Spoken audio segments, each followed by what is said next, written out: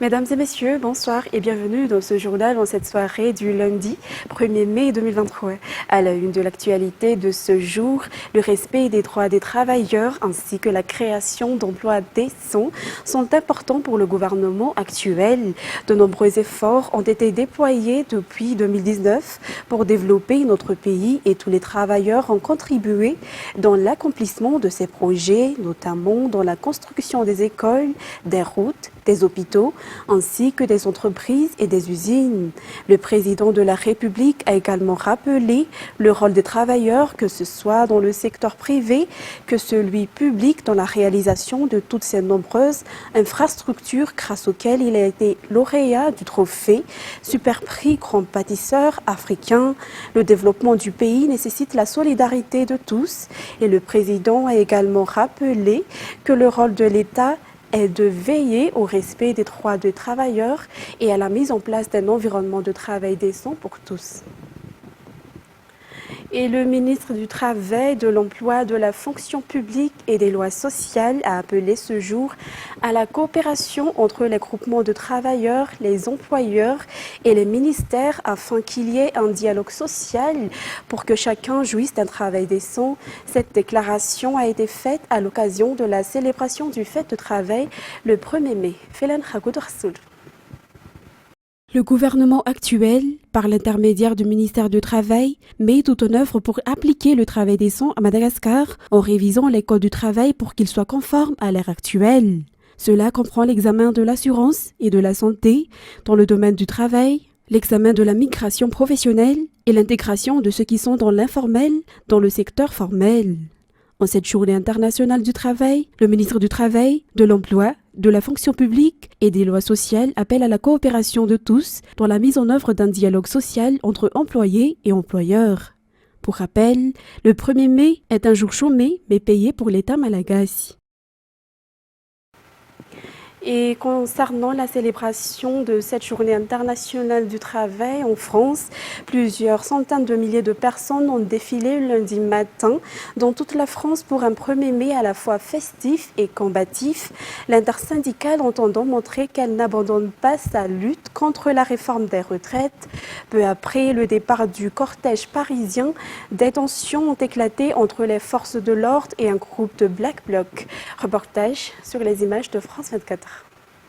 On se trouve à quelques mètres de là où les CRS sont en train d'avancer vers les manifestants ou les éléments perturbateurs de cette manifestation. Ça commence à être tendu depuis 20 bonnes minutes. On a vu des groupes de jeunes manifestants vêtus de noir, qu'on qualifie souvent de Black Blocs, provoquer les forces de l'ordre. Des forces de l'ordre massées en nombre dans cette manifestation puisque 5000 policiers et gendarmes sont mobilisés ici à Paris. On a pu voir des manifestants s'attaquer à des banques notamment ou encore brûler des éléments. Je n'ai pas pu constater s'il s'agissait de poubelles ou autres éléments qu'ils ont brûlé. Donc une manifestation qui commence à être tendue, sous la pluie également, mais qui n'entache pas la joie de d'autres manifestants qui sont dans le cortège syndical et eux encadrés par un service d'ordre et pour qui tout se passe très bien. Donc c'est vraiment dans la tête de cortège que les premières violences ont éclaté il y a quelques minutes. Quelques manifestants qui me disaient que la mobilisation était toujours contre la réforme des retraites. Il s'agit d'un 1er mai particulier car il s'agit aussi de la 13e journée de mobilisation contre cette réforme des retraites. J'ai pu parler avec la députée de la France Insoumise, Mathilde Panot,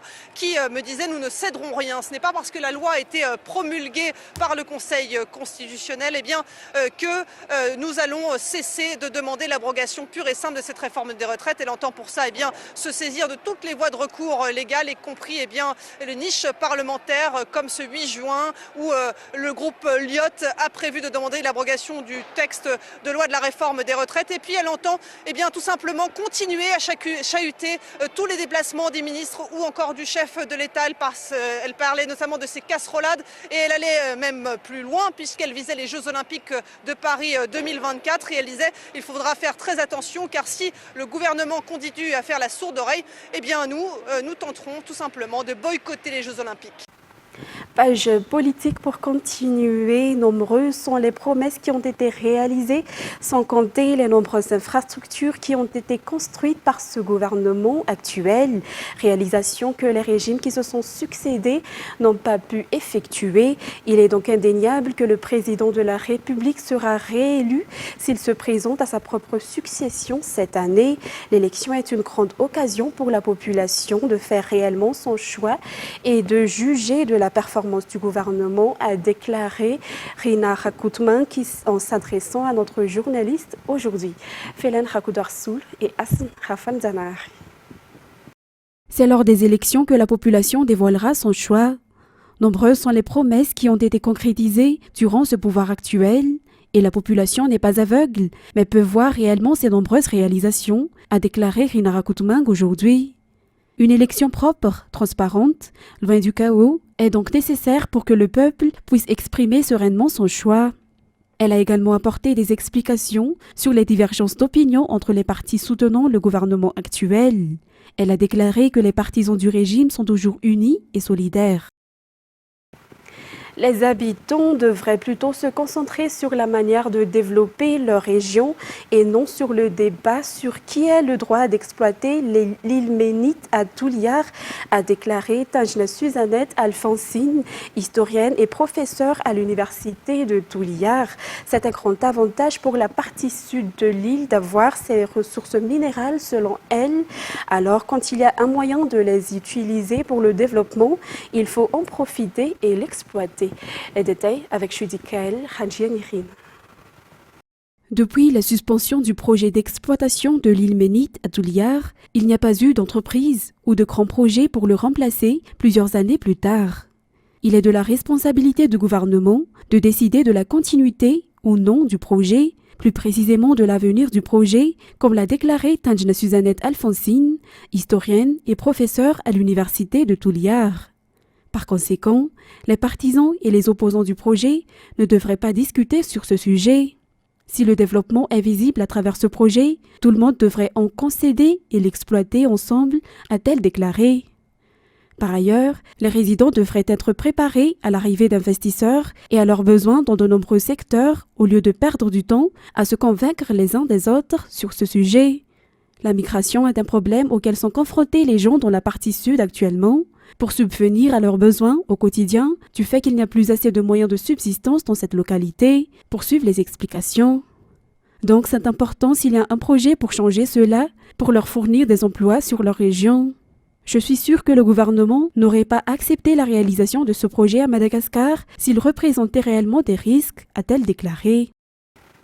Continuons toujours dans la partie sud de l'île. L'association Zanaray Marinjik a déclaré des cas d'insécurité alimentaire dans la commune Ambatulav, district de Vingaïdjan.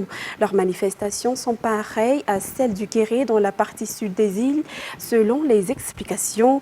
L'association appelle donc le gouvernement et toutes les parties prenantes à prendre des mesures face à cet incident. L'association considère que les dégâts causés aux cultures à la suite des cyclones successifs sont à l'origine de cette insécurité alimentaire dans cette localité. C'est Sylvain et Sech, Angianap. Environ 5000 personnes, réparties dans 1000 ménages, sont actuellement victimes d'insécurité alimentaire dans le district de Vingaïdjan. 3 Fokuntan sur 7 de la commune d'Ambatulav sont les plus touchés. Une zone plus proche de Mitung-Etim, pas loin de la partie sud du district de Vingaïdjan. Selon le rapport de l'association Zanaray Marinjik, l'insécurité alimentaire dans cette partie devient de plus en plus grave et menaçante. Les habitants ont besoin d'une aide urgente. De plus, Vingaïdjan est un district productif et le Kéré dans la région en ce moment est dû aux dégâts causés aux cultures à la suite des passages des cyclones successifs, a déclaré l'association. Par ailleurs, l'association Zanaray Marinjik continue de contribuer au développement de Vingaïdjan et lors de leur rencontre à Soneran, ils ont élaboré les plans à cet effet.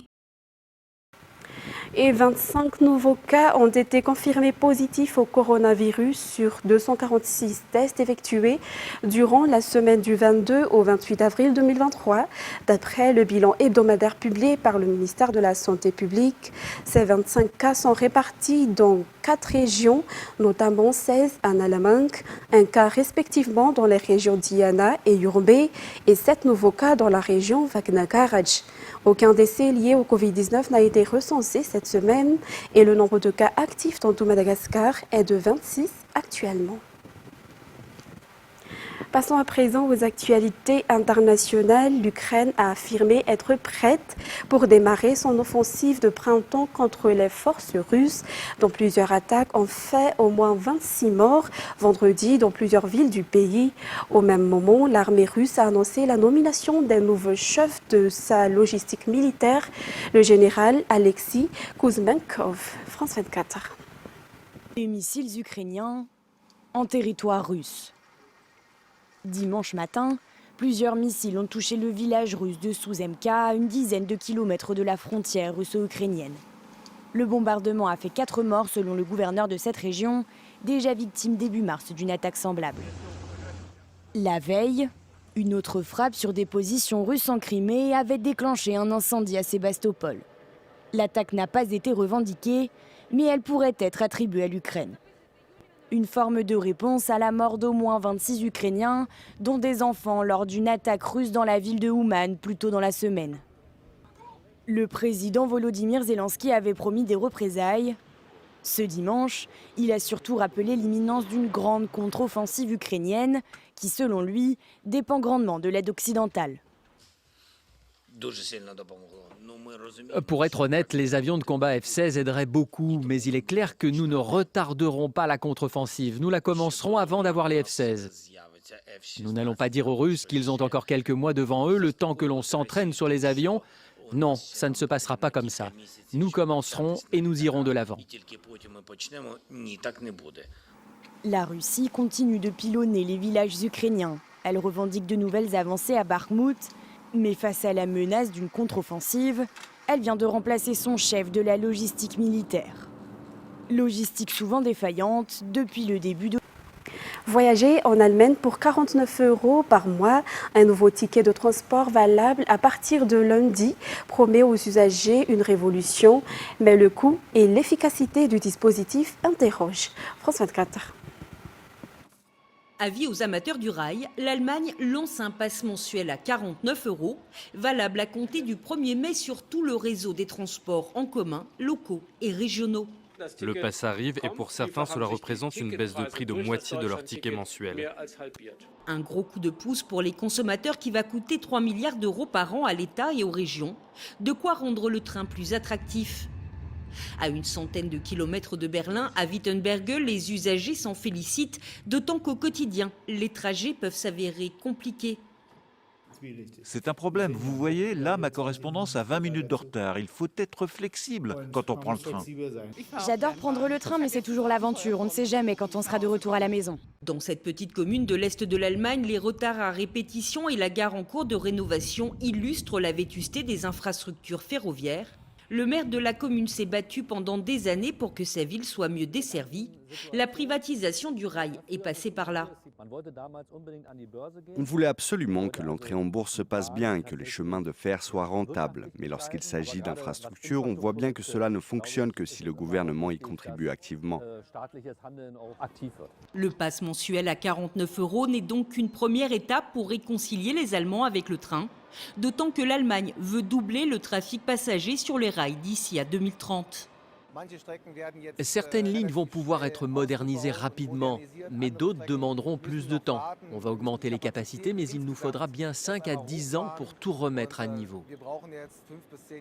Le gouvernement s'est engagé à débloquer plus de 100 milliards d'euros pour que la révolution du rail devienne réalité en Allemagne. Chers téléspectateurs, c'est avec ce reportage que nous terminons cette édition d'aujourd'hui. Nous vous remercions de votre fidélité. Tout de suite après cette édition, vous allez suivre la série Scandale. Quant à moi, je vous donne rendez-vous demain pour de nouvelles actualités. Au revoir.